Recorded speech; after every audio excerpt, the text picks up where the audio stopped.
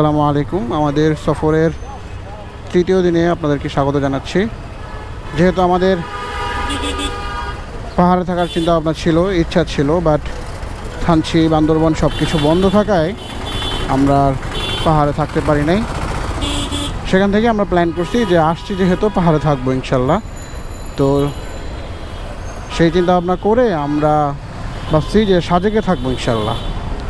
তো সাজেকের উদ্দেশ্যে আমরা সকাল সকাল হোটেল চেক আউট করে বের হয়ে গেলাম।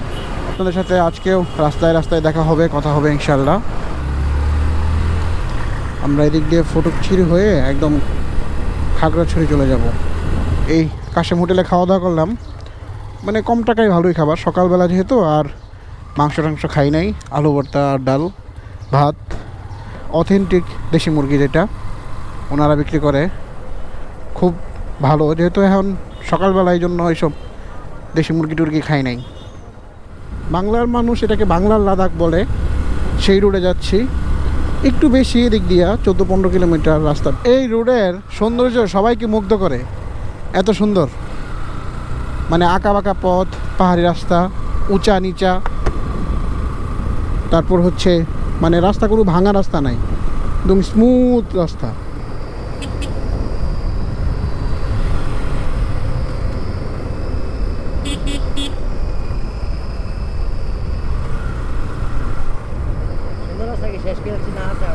শেষ।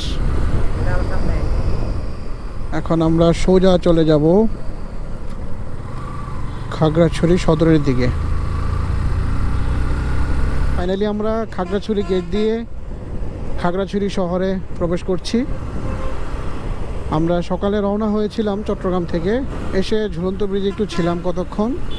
এখন প্রায় 1টা বাজে, সময় কম, এই জন্য আর এদিকে দাঁড়াবো না, সোজা চলে যাবো একদম দিঘিনালায়। দিঘিনালা হচ্ছে আর 5 কিলোমিটার। আর এই হচ্ছে বর্তমান ওয়েদারের অবস্থা। আকাশ পুরা মেঘাচ্ছন্ন হয়ে আছে, মানে যে কোনো টাইমে মুষলধারে বৃষ্টি নামবে। আর আমরা চাই বৃষ্টি হোক। সাজেক বৃষ্টি পাইলে খুব ভালো লাগে, খুব সুন্দর লাগে। আর মেঘ আসলে তো কোনো কথাই নাই।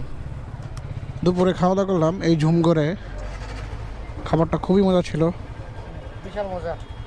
হাঁস খাইছি, হাঁস আমাদের সবার পছন্দের খাবার। হাঁস দামে কম, মানে ভালো খাবার, কোয়ালিটি এবং কোয়ান্টিটি দুইটাই প্রচুর প্রচুর ভালো, খুব ভালো লাগছে।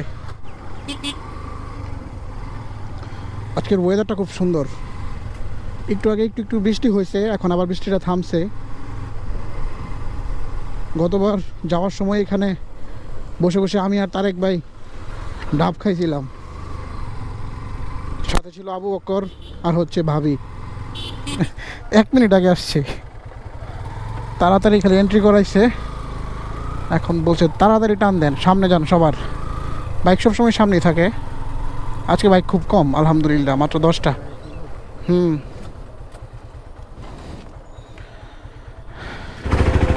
সকল পর্যটকের উদ্দেশ্যে বলছি দ্রুত গাড়ি তুলুন। সকল পর্যটক দ্রুত গাড়ি তুলুন।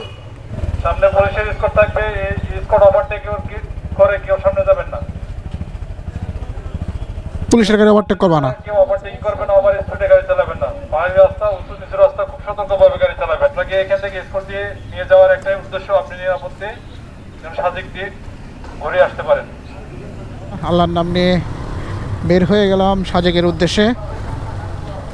মানে গত বছর 2 দিন ছিলাম, তাও আমরা মেঘের দেখা পাই নাই। আবু বকর বেচারা, তার ইচ্ছা ছিল খুবই যে মেঘ দেখবে। মেঘের জন্য সে একদিনের জায়গায় 2 দিন ছিল, বাট মেঘ দেখতে পারে নাই। তো আশা করছি এবার আমরা মেঘের দেখা পাবো, কারণ অলরেডি সাজেক আগে এই জায়গা থেকে, এই সাজেকের যে পাহাড়ের চূড়াটা, সেখানে হোটেল মোটেল সব কিছু দেখা যেত, বাট এখন কিচ্ছু দেখা যাচ্ছে না, একদম ফুল অন্ধকার, একদম মেঘে পুরো ঢাকা সব কিছু। আর সবসময় মোটরসাইকেলওয়ালাদের ইঞ্জিন ব্রেক ইউজ করতে হবে। আর যারা কার নিয়ে আসবেন অবশ্যই অভিজ্ঞ ড্রাইভার নিয়ে আসবেন, কারণ এখানে মানে যে কোনো ড্রাইভার নিয়ে আসলে কিন্তু হবে না।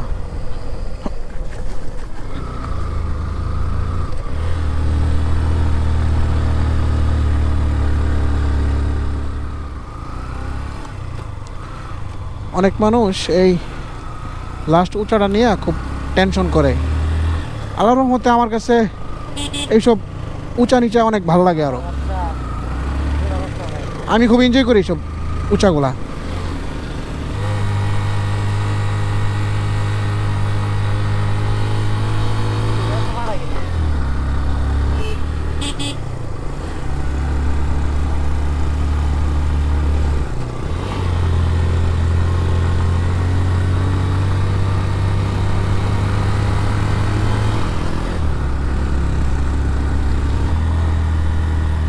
শাবাশ শাবাশ, বাপের বেটা আব্বাস।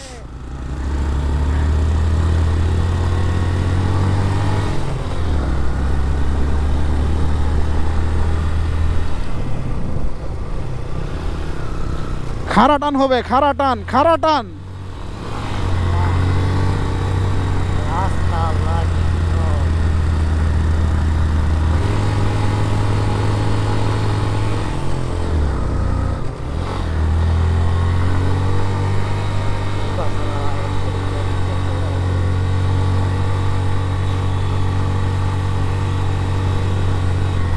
উপরে ওঠার সময় গিয়ার শিফট করো না। টান দাও, টান দাও, 1 নাম্বার গিয়ারে, 1 নাম্বার গিয়ারে, 1 নাম্বার গিয়ার।